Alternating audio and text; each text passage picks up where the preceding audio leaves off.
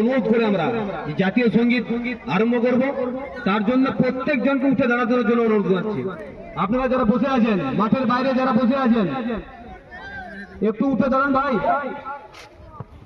উঠে দাঁড়ান ভাই, এটা অনুরোধ আমাদের, একটু উঠে দাঁড়ান।